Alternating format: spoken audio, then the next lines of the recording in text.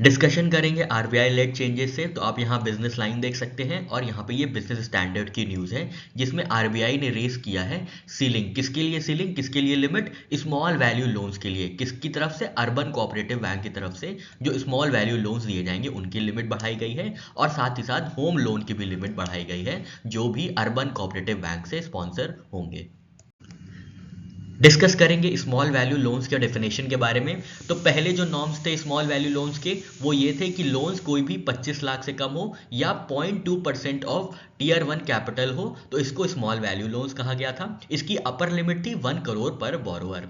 इसमें चेंजेस आए हैं, रिवाइज किया गया है। अब जो भी लोन्स 25 लाख या उससे कम होंगे या 0.4%, पहले 0.2 था, अब 0.4% जो है टीयर 1 कैपिटल का होगा उसको स्मॉल वैल्यू लोन्स का कहा जाएगा। और इसकी जो अपर लिमिट है ये 3 करोड़ पर बोरोवर रखी गई है। तो यहाँ पे सबसे ज्यादा इंपॉर्टेंट चेंज आया है।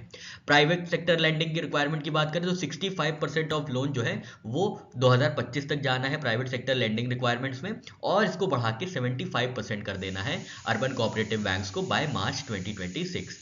अर्बन कोऑपरेटिव बैंक के बोर्ड्स की बात करें तो इसमें कोई चीज नहीं आया है लेकिन ये रिव्यू कर सकते हैं लोन पोर्टफोलियो और लोअर कर सकते हैं कोई भी ceilings if necessary. Real estate exposure norms की बात करें तो अर्बन कोऑपरेटिव बैंक जो है हाउसिंग लोन दे सकते हैं up to 25% of total loans and advances. इससे पहले ये लिमिट थी 5% की।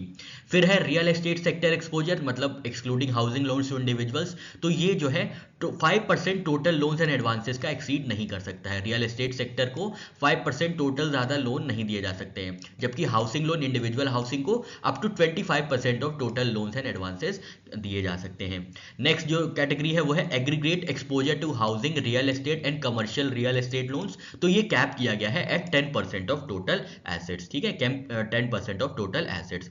फिर एडिशनल एक्सपोजर भी आया है, housing loans to individuals can exceed 10% cap by an additional 5% of total assets. तो ये कुछ इंपॉर्टेंट लिमिट्स ही आपको याद रखना है। इंडिविजुअल हाउसिंग लोन लिमिट्स की चर्चा करें तो टीयर 1 की यूसीबीज जो है जिनका डिपॉजिट साइज 100 करोड़ होता है उनमें प्रीवियस और रिवाइज लिमिट सेम रखी गई है 60 लाख की। टीयर 2 कैपिटल जहां पे यूसीबी टीयर का डिपॉजिट साइज होता है 100 करोड़ से 1000 करोड़, यहां पे भी प्रीवियस लिमिट और रिवाइज लिमिट सेम रखी गई है, दैट इज 1.4 करोड़।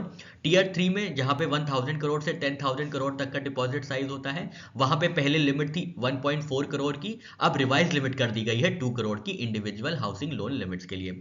टीयर 4 जहां पे अब 10,000 करोड़ डिपॉजिट साइज रहता है वहां पे भी चेंज आया है, वहां पे प्रीवियस लिमिट थी इंडिविजुअल हाउसिंग लोन की 1.4 करोड़, अब इसको बढ़ा के 3 करोड़ कर दिया गया है।